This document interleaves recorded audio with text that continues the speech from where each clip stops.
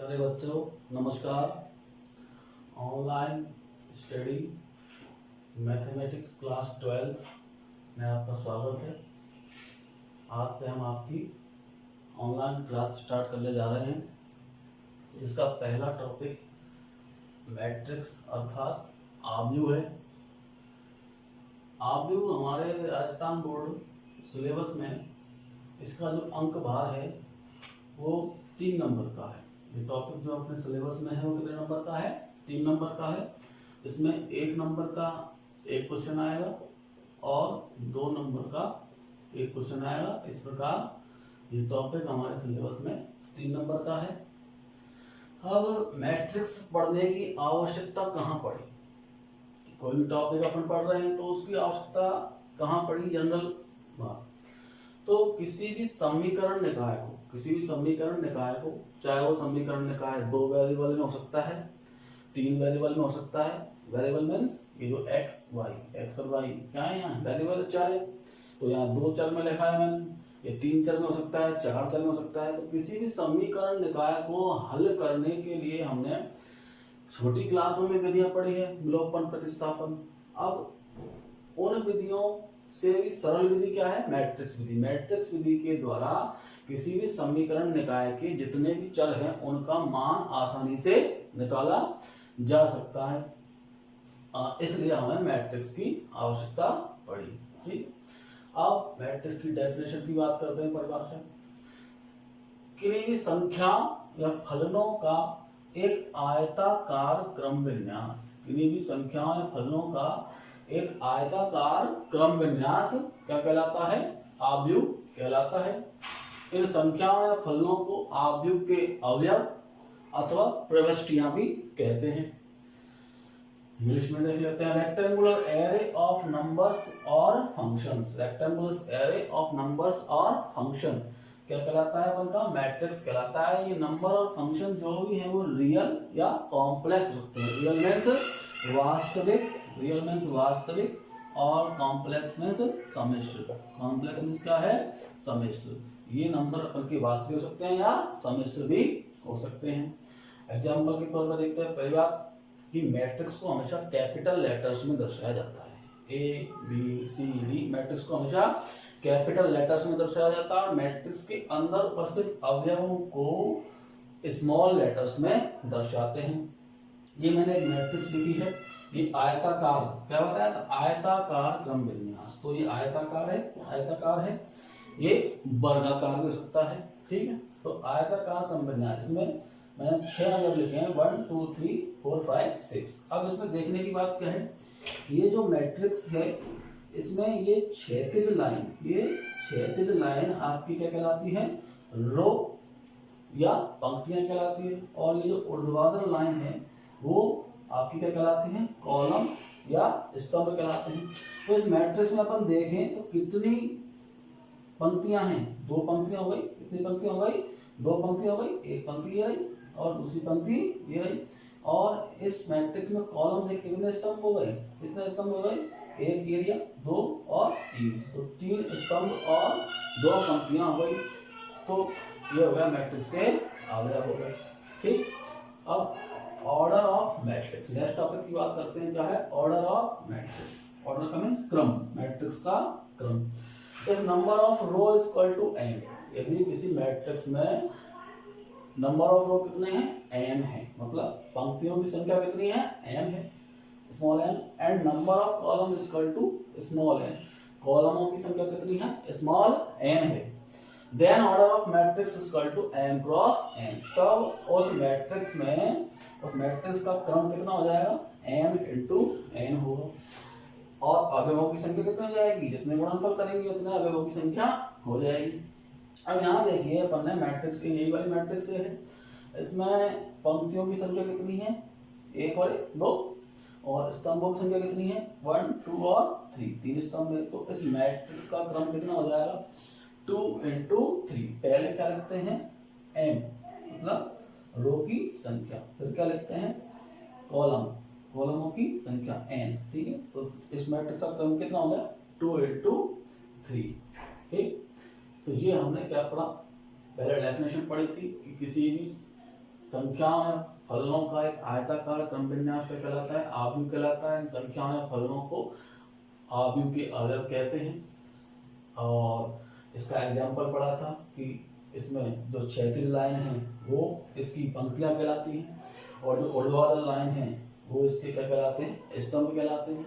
अब यदि मान लो इस किसी मैट्रिक्स में पंक्तियों की संख्या m है और कॉलमों की संख्या n है, तो उस मैट्रिक्स का ऑर्डर क्या हो जाएगा? m इंटू n हो जाएगा। ठीक, तो इस दोनों बातों को आप अपनी नोटबुक में साथ के साथ नोट करते जाइए, या फिर बच्चे स्क्रीनशॉट भी ले सकते हैं।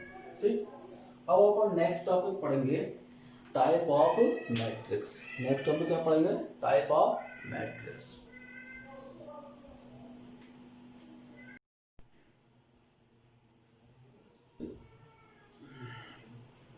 तो अब हम नेक्स्ट टॉपिक स्टार्ट करेंगे।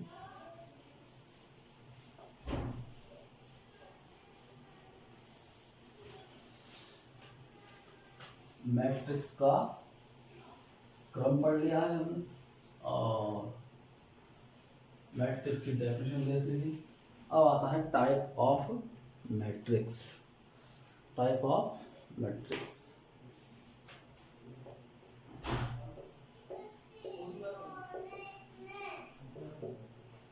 टाइप ऑफ मैट्रिक्स, मैट्रिक्स के प्रकार। तो मैट्रिक्स के प्रकार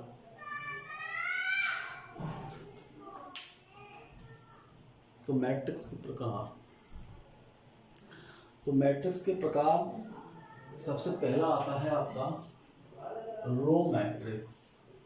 रो मैट्रिक्स, रो मैट्रिक्स यहाँ हिंदी में लिखें तो पंक्ति आव्यूह, पंक्ति आव्यूह। अब इसके नाम से स्पष्ट है कि जिस मैट्रिक्स में सिर्फ एक पंक्ति हो, जिस मैट्रिक्स में क्या हो? सिर्फ एक पंक्ति हो, और स्तंभों की संख्या कितनी भी हो सकती है। जिस मैट्रिक्स में क्या हो? सिर्फ एक पंक्ति हो और स्तंभों की संख्या 1 2 3 4 10 जितनी भी हो सकती है, वो आपके क्या कहलाते हैं? पंक्ति मैट्रिक्स कहलाते हैं। अब देखिए मैंने यहाँ पर एक मैट्रिक्स लिखी है A बराबर 1 2 3। तो इसमें पंक्तियों की संख्या कितनी है? एक। मैंने क्या बताया था? क्षैतिज लाइन। क्षैतिज लाइन क्या कहलाएगी? आपकी पंक्ति। और ऊर्ध्वाधर लाइन क्या कहलाएगी? आपकी स्तंभ। तो स्तंभ, पंक्ति कितनी हो गई? पंक्तियों की संख्या कितनी हो गई? 1। और स्तंभों की संख्या कितनी हो गई? 3। तो इस मैट्रिक्स का क्रम कितना हो गया? 1 इंटू 3। ठीक, 1 इंटू 3 इसका क्रम हो गया। और कौन सी मैट्रिक्स कहलाएगी? पंक्ति मैट्रिक्स कहलाएगी। उसके बाद नेक्स्ट आता है column matrix. Column matrix, column matrix स्तंभ आव्यूह। अब इसका भी नाम से पता लगा कि स्तंभ आव्यूह क्या है। ऐसी मैट्रिक्स जिसमें स्तंभों की संख्या क्या हो? 1। पंक्ति मैट्रिक्स में पंक्तियों की संख्या 1 थी, स्तंभ कितने भी हो सकते थे। और स्तंभ मैट्रिक्स में स्तंभों की संख्या क्या होगी? 1, और पंक्तियां कितनी भी हो सकती हैं। वो आपकी क्या कहलाएगी? स्तंभ मैट्रिक्स कहलाएगी। 1 2 और 3। तो ये मैंने क्या बना दी? एक स्तंभ मैट्रिक्स बना दी। इसमें पंक्तियों की संख्या कितनी है? 1 2 और 3। और स्तंभों की संख्या कितनी है? ऊर्ध्वाधर लाइन कितनी है? ऊर्ध्वाधर लाइन 1। तो पंक्तियों की संख्या कितनी है भैया? पंक्तियों की संख्या कितनी है? 3। और स्तंभों की संख्या कितनी है? 1। तो इसका क्रम कितना हो जाएगा? पहले क्या लिखेंगे? पंक्ति, उसके बाद क्या लिखेंगे? स्तंभ। तो 3 इंटू 1। तो इस प्रकार ये मैट्रिक्स भी अपन ने बनाई है वो क्या हो गई? स्तंभ मैट्रिक्स वही जिसमें पंक्तियों की संख्या 3 है और स्तंभों की संख्या 1 है। तो स्तंभ मैट्रिक्स में एक स्तंभ होना चाहिए, पंक्तियां कितनी भी हो सकती हैं। इसी प्रकार पंक्ति मैट्रिक्स में एक पंक्ति होनी चाहिए, स्तंभ कितने भी हो सकते हैं। उसके बाद नंबर 3 आता है आपका square matrix. Square matrix, square matrix मतलब हिंदी में वर्ग आवयु, वर्ग आवयु। अब वर्ग आवयु का भी नाम से पता लग रहा है, वर्ग मतलब ऐसी मैट्रिक्स जिसमें पंक्तियों और स्तंभों की संख्या क्या हो, समान हो। पंक्तियों और स्तंभों की संख्या, पंक्तियों और स्तंभों की संख्या क्या हो, समान हो।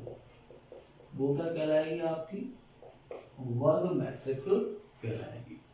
जैसे A इक्वल टू 1 2 3 4 5 6 7 8 9, ये मैंने क्या बना दिए, वर्गाकार मैट्रिक्स बना दी, जिसमें पंक्तियों की संख्या कितनी है, क्षैतिज लाइन कितनी है 3 और स्तंभों की संख्या कितनी है 3।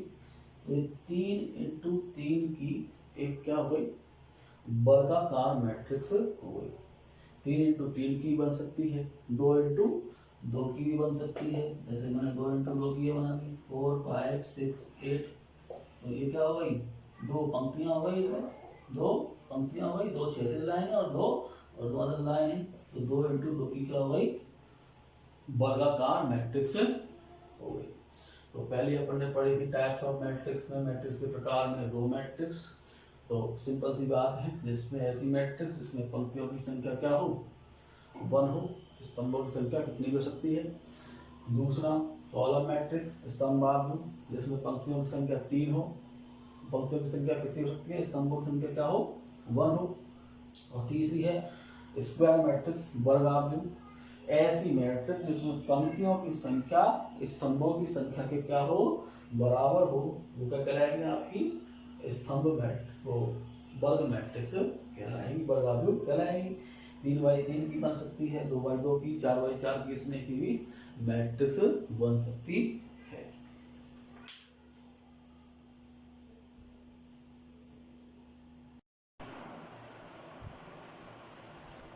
तो देखें अब हम मैट्रिक्स के प्रकार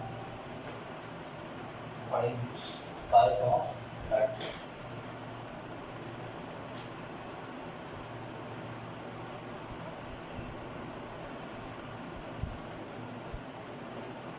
टाइप ऑफ मैट्रिक्स, मैट्रिक्स के प्रकार। तो सबसे पहला आता है row matrix. Row matrix Hindi में पंक्ति आवयु। पंक्ति आवयु देखिए नाम से स्पष्ट है, पंक्ति आवयु का मतलब है एक ऐसी मैट्रिक्स जिसमें सिर्फ एक पंक्ति हो, पंक्तियों की संख्या कितनी हो, सिर्फ एक हो, और स्तंभों की संख्या कितनी भी हो सकती है। जैसे A बराबर 1 2 3 या B बराबर 1 2 3 4। अब देखिए मैंने ये दो मैट्रिक्स लिखी है। पहली है A बराबर 1 2 3, जिसमें पंक्तियों की संख्या कितनी है, 1। अपन ने बताया था क्षैतिज लाइन क्या कहलाती है, पंक्तियां, और ऊर्ध्वाधर लाइन क्या कहलाती है, स्तंभ। तो स्तंभों की संख्या कितनी हो गई, 3। तो पंक्तियों की संख्या कितनी है, 1, और स्तंभों की संख्या कितनी है, 3। तो इस मैट्रिक्स का क्रम मैं लिखना चाहूंगा तो क्या होगा, पहले अपन पंक्ति लिखते हैं फिर स्तंभ। तो 1 इंटू 3 इस मैट्रिक्स ए का क्या हो गया, क्रम हो गया। इस मैट्रिक्स बी को देखते हैं। इस मैट्रिक्स बी में पंक्तियों की संख्या कितनी है, वही 1, और स्तंभों की संख्या कितनी है, 1 2 3 4, 1 2 3 और 4।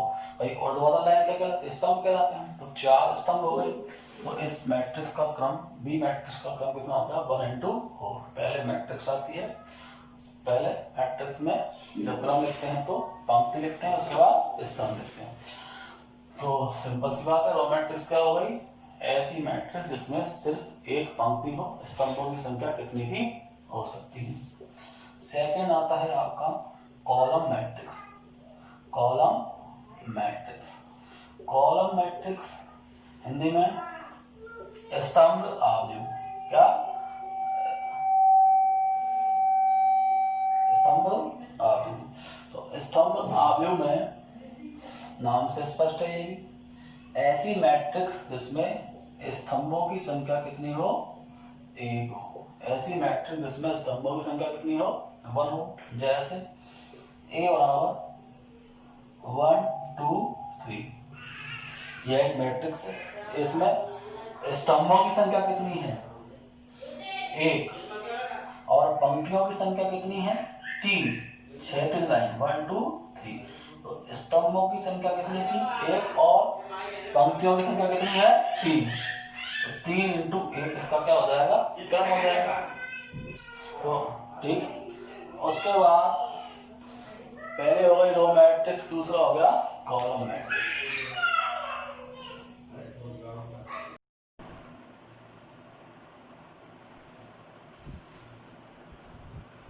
तो देखिए नेक्स्ट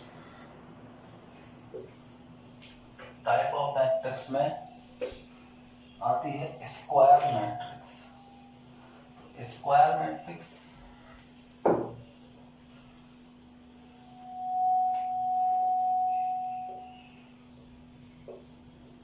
स्क्वायर मैट्रिक्स, इसको बोलते हैं वर्ग आव्यूह। तो ऐसी मैट्रिक्स जिसमें पंक्तियों की संख्या स्तंभों की संख्या के क्या हो, समान हो। पंक्तियों की संख्या स्तंभों की संख्या की क्या हो, समान हो। मतलब अपन ने क्या पढ़ा था, पंक्तियों की संख्या किससे दर्शाते हैं, m से, और स्तंभों की संख्या को n से। तो m इक्वल टू क्या हो, n हो, तो वो आपकी क्या कहलाती है, वर्ग मैट्रिक्स कहलाती है।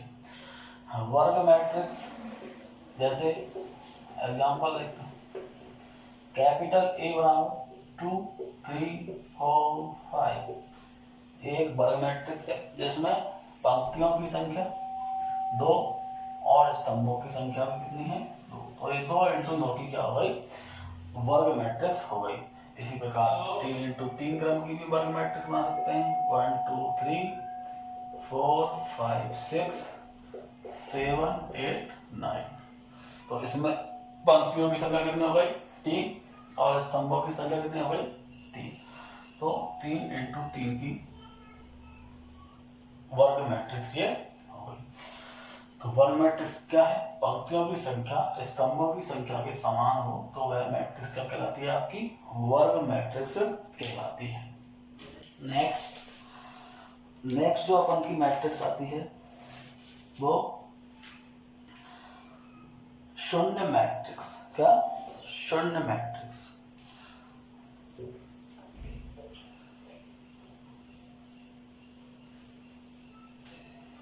शून्य मैट्रिक्स, जीरो मैट्रिक्स भी बोलते हैं इसको, नल मैट्रिक्स भी बोलते हैं इसको, और हिंदी में शून्य मैट्रिक्स या शून्य आव्यूह।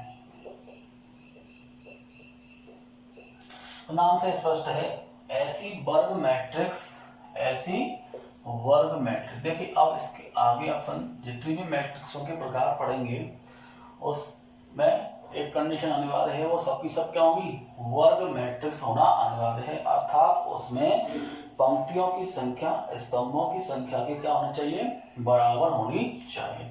तो ऐसी मैट्रिक्स या ऐसी आव्यूह जिसमें सभी अवयव क्या हो, शून्य हो, ऐसी वर्ग आव्यूह, ऐसी वर्ग आव्यूह जिसमें सभी अवयव क्या हो, शून्य हो, सभी अवयव शून्य हो, क्या कहलाती है, शून्य आव्यूह कहलाती है। जैसे अच्छा, शून्य आव्यूह को कैपिटल ओ या बड़े आकार के शून्य के द्वारा दर्शाया जाता है। ऐसे 0 0 0 0। तो ये मैंने जो मैट्रिक्स बनाई है वो शून्य आव्यूह कितने की है, 2 into 2 की, मतलब इसका क्रम क्या हो गया, 2 into 2। इसी प्रकार 3 into 3 की भी शून्य आव्यूह बन सकती है। तो पहले अपन ने पढ़ी थी पंक्ति मैट्रिक्स, दूसरी थी स्तंभ मैट्रिक्स, तीसरी थी वर्ग मैट्रिक्स, चौथी है शून्य मैट्रिक्स या जीरो मैट्रिक्स। पांचवा टाइप आता है आपका विकर्ण मैट्रिक्स। कौन सा, विकर्ण मैट्रिक्स, विकर्ण मैट्रिक्स या अंग्रेजी में इसको बोलेंगे तो क्या बोलेंगे, diagonal matrix, diagonal matrix, diagonal matrix, विकर्ण आव्यूह। अब विकर्ण आव्यूह ऐसी आव्यूह जिसमें मुख्य विकर्ण के सभी अवयव, देखिए पहले मुख्य विकर्ण समझ लेते हैं। पर मुख्य विकर्ण क्या है, अपन ने अभी वर्गाकार मैट्रिक्स पढ़ी थी 3 into 3 की या 2 into 2 की। तो 1 2 3 4 5 6 7 8 9, पहले मैं मुख्य विकर्ण के बारे में बता देता हूँ। ऐसा इसमें ए मैट्रिक्स ए है, इसमें क्या है, विकर्ण, दो विकर्ण दिख रहे होंगे आप, एक तो 1 5 और 9 वाला और एक 3 5 और 7 वाला, ठीक है, 3 5 और 7 वाला। तो इसमें ये जो विकर्ण है वो आपका क्या कहलाता है, मुख्य विकर्ण कहलाता है। क्या कहलाता है, मुख्य विकर्ण। तो मुख्य विकर्ण, अब मुख्य विकर्ण की थोड़ी सी और आगे चर्चा कर लेते हैं। मतलब जो प्रथम अवयव से स्टार्ट होगा ऐसा विकर्ण, विकर्ण तो दो हैं इसमें, एक 1 5 9 वाला और एक 3 5 7 वाला। देखिए जो प्रथम अवयव से, मैट्रिक्स के प्रथम अवयव से जो विकर्ण स्टार्ट होगा वो आपका मुख्य विकर्ण कहलाएगा। अब इस मुख्य विकर्ण पर स्थित जो अवयवों का योग है, एक टॉपिक है, नोट डाल लेंगे अपन, trace of matrix, trace of matrix, trace of matrix क्या कहलाता है, मतलब आव्यूह का ट्रेस। मुख्य विकर्ण पर स्थित, मुख्य विकर्ण पर स्थित सभी अवयवों का योग, सभी अवयवों का योग क्या कहलाता है, मैट्रिक्स का ट्रेस कहलाता है। मुख्य विकर्ण पर स्थित सभी अवयवों का योग मैट्रिक्स का क्या कहलाता है, ट्रेस। ट्रेस को हिंदी में क्या बोलते हैं, अनुरेख।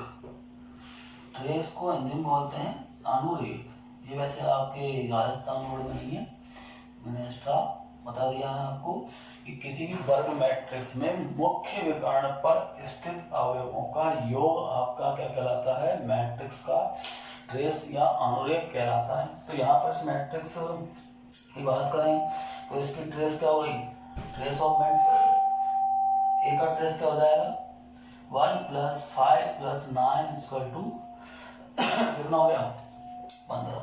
ये इस मैट्रिक्स ए का क्या हो जाएगा, आपका ट्रेस हो जाएगा या अनुरेख हो जाएगा।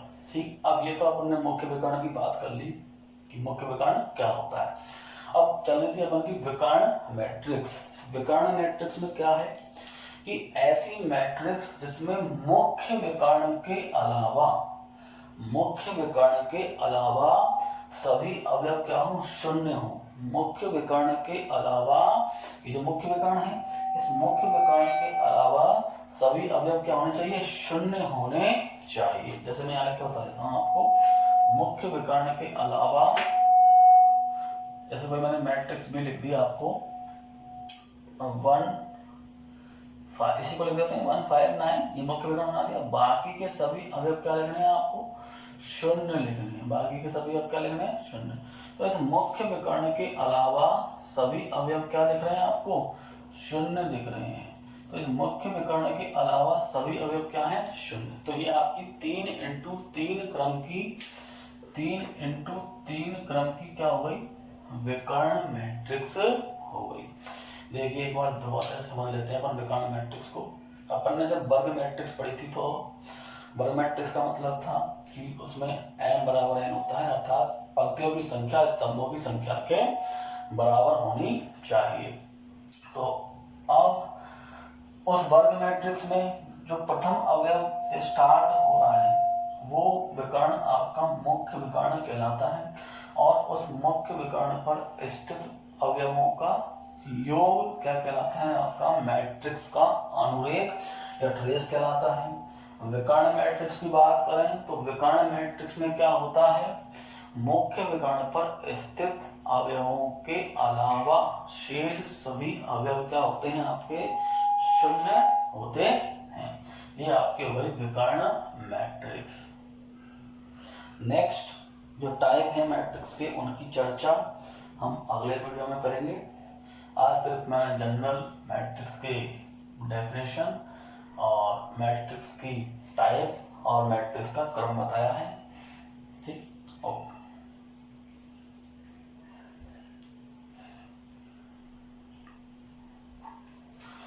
अच्छा, सभी बच्चों से एक बात है कि जो भी पढ़ाया जाए उसे तो अपने नोटबुक में साथ ही साथ नोट करते जाएं। वीडियो को पॉज करके बार बार, जैसे ही वीडियो को पॉज करें नोट कर लें, और नोट करने के बाद में वीडियो को आगे बढ़ा लें, या फिर बच्चे अपने मोबाइल में स्क्रीनशॉट भी ले सकते हैं।